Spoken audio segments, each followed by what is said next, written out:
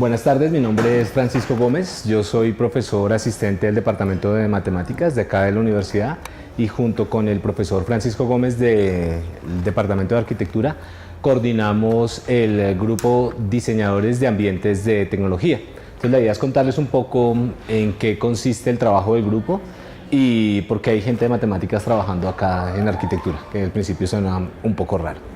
El grupo lleva alrededor de unos 10 o 12 años trabajando. Básicamente nuestro interés es el uso de las tecnologías sobre diferentes problemas, tecnologías entendidas como todo esto que se puede hacer con, por ejemplo, la computación, pero más allá de la computación, las metodologías que se pueden implementar de alguna manera a través de herramientas informáticas. Y lo hacemos sobre distintos tipos de problemas. Entonces, en particular, quiero hablarles de dos problemas sobre los cuales estamos trabajando. Un problema que es muy importante para la Facultad de Arquitectura, para la Facultad de Artes, en particular para el Departamento de Arquitectura, y es el problema de la construcción. Entonces, vemos que hay un proceso que se lleva usualmente dentro de la arquitectura, es el proceso constructivo, y el proceso constructivo tiene una importancia muy grande dentro de la disciplina de arquitectura, pero también tiene una importancia muy grande desde el punto de vista económico. La idea respecto a ese problema es utilizar tecnologías que nos permitan soportar ese proceso constructivo. Eso tiene un nombre específico y se llama sistemas de modelado de información para construcción, Building Information Systems. Entonces, ¿en qué consiste eso? El proceso constructivo básicamente lo que busca es de alguna manera construir, su nombre lo dice, y lo que queremos nosotros es desarrollar tecnologías que le permitan a uno seguir esa construcción y de alguna manera optimizarla. Hay tecnologías de dos tipos, tecnologías que básicamente lo que buscan es de alguna manera mejorar la forma en la que el proceso se está llevando, eso con herramientas organizacionales y metodológicas que le ayuden a uno a entender mejor cuál es ese proceso constructivo y cuáles son las fases dentro del proceso constructivo y qué recursos se consumen alrededor. Esto está generalmente soportado por sistemas de información que de alguna manera contribuyen a entender mejor el flujo de información dentro de ese sistema constructivo, pero hay un conjunto de herramientas que son más divertidas para nosotros y son herramientas donde se utilizan, digamos, ya desarrollos un poco más elaborados de computación para empezar a soportar ese proceso constructivo. Por ejemplo, cuando nosotros estamos realizando el proceso constructivo, dentro del proceso constructivo hay un conjunto de personas que están en la obra y hay un capataz, una persona que los está controlando y está verificando si la obra se está realizando conforme a los parámetros que se debería realizar. Existe un problema ahí, es que el capataz se puede distraer o la gente que está realizando esa tarea no necesariamente la realiza de la forma que se debería tener y podemos empezar a pensar en tener herramientas automatizadas que soporten el diseño, que soporten, por ejemplo, esas tareas de vigilancia. En este caso, por ejemplo, podemos tener sistemas automatizados basados en visión por computador que nos permitan vigilar qué es lo que está pasando en obra. Eso es solo un ejemplo del tipo de cosas que se pueden hacer. Cuando nosotros tenemos un proceso constructivo, adentro hay unos recursos que se están asignando de forma dinámica y hay un problema ahí por debajo que es un problema de optimización de cómo yo pongo esos recursos al servicio de la construcción. ¿Ok? Entonces es simplemente para que se hagan una idea del tipo de cosas que se hacen al interior del grupo. Digamos, esa es una línea grande en lo de Building Information Systems. Nosotros tenemos ya una tradición grande. El año pasado organizamos el primer encuentro de sistemas de información para soporte a la construcción aquí en el país. En este evento reunimos gente de la industria, gente del sector privado y gente de la academia. Fue el primer evento de naturaleza interdisciplinaria de ese tipo que se hizo acá en Colombia y de hecho tuvo muy buena recepción. A partir de ese evento empezaron a generarse propuestas ya mucho más sólidas desde la empresa para empezar a construir y implementar este tipo de tecnologías ya en procesos constructivos reales. Entonces lo que estamos mostrando ahí es que lo que se está desarrollando desde este lado, que de nuevo son sistemas de información y sistemas inteligentes que de alguna manera le ayudan a uno a soportar y entender mejor cómo es ese proceso constructivo, ya están empezando a penetrar en la industria. Y aparte de eso, pues digamos que tenemos también un acervo de producción académica derivado de todos estos ejercicios. Este acervo de producción académica nos ha llevado, por ejemplo, a asesorar a entidades como el Consejo Nacional Profesional de Arquitectos y otro conjunto de entidades que, digamos, que se nutren de alguna manera del ejercicio académico que realizamos dentro del grupo. Entonces, ese es un gran problema en los que trabajamos. De nuevo, es el uso de tecnologías, en este caso aplicadas al problema de la construcción. vale decir que este problema todavía es un problema abierto y que hay unas particularidades que tenemos que empezar a abordar aquí en el país. Hay unos problemas bien específicos respecto a la forma en la que nosotros realizamos los procesos constructivos y respecto a las tecnologías, si hay un gap grandísimo, hay una disparidad grandísima entre lo que se puede hacer desde el punto de vista de tecnologías y cómo esas tecnologías se pueden utilizar en este contexto. ¿Okay? Esa es una línea de lo que hacemos, y otra línea está más enfocada en el modelamiento matemático puro y duro. Entonces, digamos que cuando nosotros nos reunimos, la idea era empezar a construir algo, un espacio donde pudiésemos dialogar distintas disciplinas. En este caso tenemos gente de artes, gente de ingeniería, pero también gente de ciencias y gente con otro tipo de formaciones en biología o en ciencias humanas. Y la idea es poner sobre la mesa un problema y a partir de ese problema tratar de contribuir desde lo que sabemos de nuestras disciplinas. Y el problema de modelamiento de sistemas biológicos es un problema que, aunque no toca directamente la arquitectura, es un problema que también es relevante dentro del ejercicio del grupo y nutre otros de los problemas que estamos abordando. Entonces, ¿qué estamos trabajando en ese problema? Estamos trabajando en dos líneas principalmente. Una línea es una línea bien importante para el país llamada ecología computacional. Y la idea es la siguiente: Colombia, pues todo el mundo tiene el discurso que es un país megadiverso, que tenemos un montón de recursos, pero en realidad hay muy poca gente que sabe cuántos recursos tenemos y cómo aprovecharlos. Entonces la idea es utilizar de nuevo todo este conjunto de tecnologías basadas en inteligencia artificial y análisis de datos para poder entender mejor qué es lo que está pasando con la biodiversidad acá en el país. En ese proyecto particular estamos trabajando con varios estudiantes de doctorado, varios estudiantes de maestría, y junto con el Instituto de Ciencias Naturales estamos haciendo un estudio, eso es solo un ejemplo de las cosas que hacemos, un estudio de cómo la forma de las hojas cambia en relación con las condiciones ambientales. Para entender esos cambios morfológicos foliares hay que desarrollar un conjunto de métodos matemáticos que le permitan a uno representar esa información de una manera, digamos que adecuada, y después de eso hay que entrar a hacer unas preguntas de orden científico. Nosotros trabajamos, digamos que alrededor de esa pregunta. Y de ahí hay un conjunto de trabajos que se han generado durante los últimos años que nos han llevado por unas vías interesantes, y hoy por hoy estamos pensando en, después de entender lo que está pasando con las hojas y lo que está pasando en particular con la vegetación aquí en el trópico, todo ese conocimiento lo podemos empezar a jalar ya para empezar a construir cosas. Entonces no es descabellado pensar que en algunos años todo este conocimiento puede impactar de alguna manera de nuevo en el proceso constructivo. Hay un aprendizaje, unos problemas de ciencia de base, pero lo que se aprende ahí de alguna manera puede impactar, o esperamos que impacte, dentro de lo que se está haciendo particularmente a este lado, en aplicaciones más reales. Como les decía, ese es un problema y estamos trabajando en otro problema que, aunque parece muy diferente a los otros, al final nos vamos a dar cuenta que es muy parecido, y es el problema del entendimiento de la conciencia. Vemos que eso lo trabajamos por tradición, todos trabajamos en equipos multidisciplinarios, hay gente de muchos lados abordando ese problema, y lo que queremos hacer ahí es resolver una pregunta que en principio parece natural, pero no es tan fácil de resolver, y es la siguiente: si una persona sufre un accidente y llega a una unidad de cuidados intensivos, cuando está en una unidad de cuidados intensivos tiene dos posibilidades: o queda con afectación neurológica permanente, por ejemplo, en unos estados llamados estados vegetativos, estados de pérdida de conciencia sostenida, o tiene la capacidad de recuperarse. Lo que nosotros queremos hacer es, a partir de imágenes, de datos que de alguna manera censamos de esos fenómenos, muy parecido a lo que hacemos con hojas y muy parecido a lo que hacemos cuando hacemos análisis de datos para vigilancia en obra, en estos procesos constructivos. Cuando tenemos ese conjunto de datos queremos darle sentido, y eso, digamos, que cabe dentro de un área que ahorita está muy en boga y se llama la analítica de datos, Big Data, minería de datos, inteligencia artificial. Todos esos términos se conjugan ahí, y lo que uno busca en la práctica es, a partir de esos datos, tratar de derivar conocimiento que de alguna manera le permita tomar, en este caso al médico, una mejor decisión, o tomar al biólogo una mejor decisión, o tomar al arquitecto una mejor decisión. Entonces, esos son tres problemas que ilustran el tipo de cosas que nosotros hacemos. De nuevo, si ustedes lo quieren ver desde el punto de vista más abstracto, lo que nosotros tenemos son un conjunto de fenómenos que son complejos. Por ejemplo, el fenómeno de la conciencia es un fenómeno complejo, pero también es el fenómeno de la construcción. Si ustedes lo quieren entender como un problema científico, hay un montón de cosas pasando, hay un montón de variables que tienen unas relaciones que no necesariamente son lineales y son visibles a simple vista, y que para que nosotros podamos llevar a una construcción o la podamos hacer de una mejor manera, tenemos que entender qué es lo que está pasando.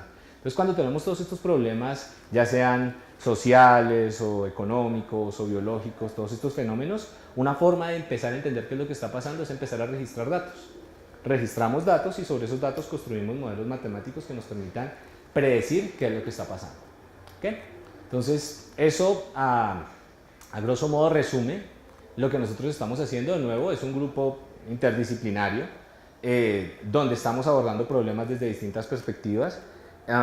Por nombrar otro ejemplo que se me viene ahorita a la cabeza, estuvimos modelando este año, a principios de año, las tarifas que debería cobrar el gremio o las personas que están en el gremio de los arquitectos. Y por detrás lo que es un modelo de analítica de datos. Pero es un problema que es relevante para la comunidad de arquitectos. ¿Cómo cobrar? Entonces hay una agencia del Estado que propone unas tablas de cobro, unas metodologías de cobro, pero por detrás lo que hay es un modelo matemático que se nutre de un conjunto de datos y de nuevo el mismo ejercicio aplica. El ejercicio de cómo nosotros podemos entender los datos. De nuevo, para cerrar, después de tener estos fenómenos complejos, tenemos los datos, construimos modelos que nos ayudan a entender mejor esos datos. Esos modelos pueden ser modelos tan complicados como inteligencia artificial o pueden ser modelos basados en sistemas de información que nos ayudan a entender qué es lo que está pasando y a trazar mejor qué es lo que está pasando dentro de esos sistemas. Y a partir de esos modelos, la idea es construir soluciones reales. Entonces, en eso también nos hemos enfocado durante los últimos años. Hay cosas que ya estamos usando, que los desarrollos que se están haciendo al interior del grupo se están utilizando en contextos clínicos. Por ejemplo, en Canadá hay una empresa que está utilizando algunos de los desarrollos que estamos haciendo nosotros. Los biólogos aquí al interior del país ya están utilizando las herramientas que desarrollamos para entender mejor la vegetación tropical. Los arquitectos ya están empezando a utilizar las metodologías de análisis de datos y las metodologías para organizar los datos que se están proponiendo específicamente para el modelado de la construcción. Entonces, eso resume, digamos que de manera muy general, lo que se hace al interior del grupo. De nuevo, nosotros al principio tenemos como un enfoque muy orientado hacia la arquitectura.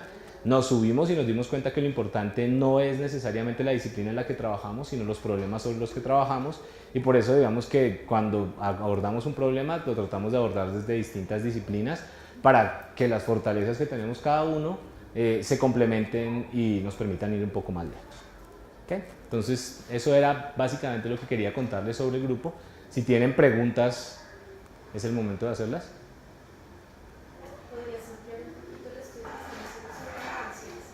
Ok, listo.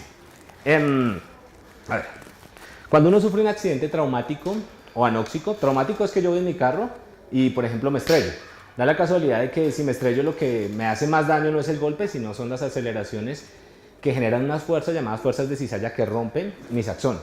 El cerebro aquí, el cerebro está armado como un eje central donde llega toda la información, unos cables, y afuera hay un computador, que es la materia gris.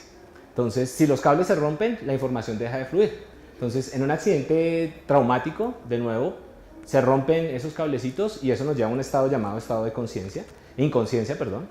Y también los accidentes anóxicos. Un accidente anóxico es cuando uno sufre un ataque cardíaco, el corazón deja de bombear sangre y como deja de bombear sangre, no llega sangre al cerebro y el cerebro se muere. Partes del cerebro donde no haya oxígeno o glucosa se mueren.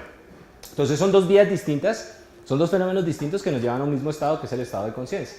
Entonces el estado de conciencia se evalúa en términos de dos ejes grandes, fundamentalmente, desde el punto de vista clínico. La conciencia es una cosa súper complicadísima de definir. Hay un problema ahí filosófico, hay un problema ahí que tiene que ver con la definición propia de una teoría que le permita a uno entender qué es conciencia, pero desde el punto de vista clínico, los médicos que hacen este diagnóstico, que son los que están al día a día con estos pacientes, tienen que tener unos instrumentos. Entonces, el instrumento que tienen ahí es básicamente un eje, dos ejes. Hay un eje llamado eje de respuesta al estímulo. Entonces, ellos miden en términos de qué tan bien uno responde al estímulo, o sea, qué tanta respuesta hay, y lo ponen a uno en un pedacito de este eje. Entonces, si tú me estás escuchando a mí, eres capaz de responderme. Si te digo hola y tú me respondes, tú respondes al estímulo auditivo. Si yo te hago, por ejemplo, te pincho y tú respondes al estímulo auditivo. Hay una respuesta al estímulo auditivo, ese es un eje en el término del cual se define la conciencia, y hay otro eje, los pongo así porque simplemente es para ilustrar, y hay otro eje en el cual nosotros tenemos el contenido de la conciencia, que es un poco más difícil de definir, pero es ese modelo de yo que tengo yo en la cabeza, que me dice estoy acá y me llamo no sé cómo y aquí estamos en la Facultad de Arquitectura de la Universidad Nacional. ¿Listo? Entonces, cuando una persona está completamente consciente, entonces está como en el 100-100 de los dos, en este punto de acá. Cuando estamos despiertos, nosotros estamos completamente conscientes. El otro extremo sería una persona con muerte cerebral. Una persona con muerte cerebral no tiene actividad eléctrica, no responde a los estímulos, yo le puedo hacer algo muy doloroso, no responde, y tampoco tiene ese contenido de conciencia. Y en medio de ese rango que está ahí hay un montonón de estados en los cuales nosotros fluctuamos. Por ejemplo, cuando nos vamos a dormir, nosotros quedamos inconscientes. Y a veces nos pueden hacer algo muy doloroso y no nos despertamos. Entonces, nosotros fluctuamos y la inconsciencia es un estado natural. El problema es que cuando estos pacientes se van allá, se quedan en esos estados de inconsciencia, se quedan muy parecidos a lo que sería un estado, muy cercanos a lo que sería un estado de muerte cerebral. De hecho, es un estado más llamado estado vegetativo, de no respuesta al estímulo. Y ahí en ese estado lo que está pasando es que, bueno, después de que tú sufres el accidente, más o menos un mes, tú estás en un estado de coma, y en estado de coma la respuesta al estímulo es muy bajita y no hay contenido. ¿Cómo se da cuenta uno que no hay contenido? Pues porque uno le pregunta a la gente que se ha recuperado y le dice no. O sea, no es que sueñen, eso es mentira. La gente es como si parpadearas. Tú parpadeas y no pasa nada. ¿Listo? Entonces, después de que uno está en este estado de inconsciencia, como al mes empieza a recuperar algunos estímulos reflejos. Entonces, si tú ves un paciente en estado vegetativo o no respuesta al estímulo, él abre los ojos, mira hacia los lados, mueve los brazos, pero no hay nada de modelo de lo que está pasando ahí, es como movimientos reflejos. Tiempo después, algunos de esos, y ahí es donde está la pregunta, algunos de esos empiezan a mostrar signos de conciencia, pero fluctuantes. Es algo así como yo estoy despierto y estoy como pendiente de lo que está pasando, puedo de alguna manera entender, no necesariamente comunicarme, y de un momento a otro quedo on, off, on, off, on, off. ¿Listo? Entonces, esos son como los dos estados particulares, estado vegetativo o estado de mínima conciencia. Obviamente los pacientes en estado de mínima conciencia tienen más chance de recuperarse. ¿Cómo los diagnostican actualmente? Básicamente lo que hacen son exámenes comportamentales. Entonces un típico examen de estos coge un espejito y se lo pone a ti en tu cara, y si tú eres capaz de seguirte, eso se llama el pursuit, de seguirte es porque de alguna manera te estás reconociendo, y si te reconoces pues hay un contenido allá de lo que tú eres. Ese es un ejemplito. Otra cosa es yo estimulo distintos canales, busco respuesta. El problema con esa forma de diagnóstico es que si tú, por ejemplo, eres extremadamente optimista, entonces yo puedo hacer un movimiento reflejo y tú puedes decir, no, es que eso es consciente, cuando no es consciente y hay un diagnóstico errado. O si tú no tienes la suficiente experticia, puedes obviar algunos signos de conciencia que están ahí. Entonces, o podemos ser tan de malas que llegamos en la mañana en la que el paciente está en off. Está en mínima, todo el día anterior estuvo súper bien, pero hoy quedó en off. Y después, apenas salimos de nosotros de la habitación, vuelve a quedar en on. Entonces, de nuevo tenemos un riesgo ahí. Entonces, la pregunta es, ¿cómo podemos construir herramientas automáticas, herramientas de soporte que nos permitan tomar una mejor decisión? Entonces, lo que nosotros hacemos es, básicamente lo que estamos asumiendo es que la conciencia resulta de un fenómeno allá biológico que nosotros podemos medir y caracterizar. Esa es como nuestra hipótesis principal. Entonces, en la práctica lo que hacemos es coger a los pacientes, los metemos a un escáner, un resonador, 5 minutos, 10 minutos, les pedimos que no hagan nada, que para ellos es relativamente fácil, por definición no hacen mucho. Entonces, les medimos unos videos de cómo es la actividad cerebral durante esos 10 minutos. Y después empezamos a tratar de encontrar patrones consistentes con la conciencia. Entonces ya hemos encontrado unos patrones, llevamos como unos 8 años ya investigando esto. Después de este trabajo que se hace con gente en Europa y estamos adquiriendo datos de acá. Pero hemos encontrado patrones bien particulares. Por ejemplo, cuando uno está consciente, la mayoría del tiempo, cuando uno está procesando estímulos, el cerebro se organiza en unas redes. Se llaman redes en resting. Y esas redes, algunas de esas redes, se rompen cuando estamos en estado de inconsciencia.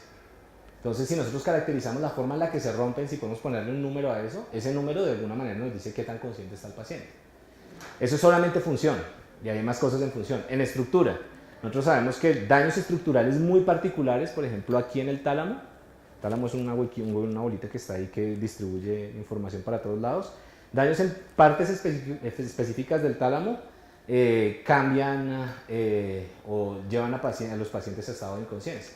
Entonces medimos estructura, dinámica, A veces construimos hasta modelos con esas dos modalidades y de ahí tratamos de caracterizar con números el nivel de conciencia. Y con eso construimos clasificadores que le damos a los clínicos, por ejemplo. Ahorita, eso lo estamos haciendo con datos de Europa. Ahorita tenemos un proyecto acá financiado por Colciencias donde estamos sacando datos de pacientes en el Hospital San José, allá abajo, 68. Y los pacientes llegan literalmente a la unidad de cuidados intensivos y los bajamos de la unidad de cuidados intensivos y les hacemos resonancia y estamos haciendo un seguimiento neurológico para ver si podemos predecir cuál va a ser el estado neurológico del paciente. Es un proyecto es bien curioso, pero el problema es supremamente retador, es muy complicado y además tiene unas implicaciones grandísimas. A ver, generalmente en este tipo de sistemas hay dos errores. Falsos positivos, que son bien comunes para nosotros, creo que todo el mundo entiende que es un falso positivo, y falsos negativos. Entonces, asumamos que el positivo, por ejemplo, es conciencia. Entonces, nosotros decimos, es falso que sea consciente. Entonces, está en estado vegetativo. Entonces, le estamos dando falsas expectativas a la familia y el sistema de salud está invirtiendo un montón de plata ahí. ¿Ok? Falsos, esos son falsos positivos. Falsos negativos, es falso que no está consciente. Es decir, está consciente. Si está consciente y decimos que no está consciente, eso es un problema, porque tenía chances de recuperarse y lo estamos condenando a no tratamiento, a no rehabilitación. Entonces hay una cosa ahí como medio extraña. Y sumado con todo eso, hay herramientas o tecnologías que se pegan al diagnóstico pero tienen su propia vida y son, por ejemplo, herramientas que le permiten hacer interfaces cerebro-computador que se diseñan y se usan en la práctica. Hay unos pacientes, en este tipo de pacientes es donde más sentido tiene eso. Eso que le ponen un casquito y le preguntan a la gente, piensen, no sé qué si quiere decir sí, piensen, no sé qué si quiere decir no. Eso existe y eso se usa en este tipo de pacientes. Nosotros desarrollamos ese tipo de cosas.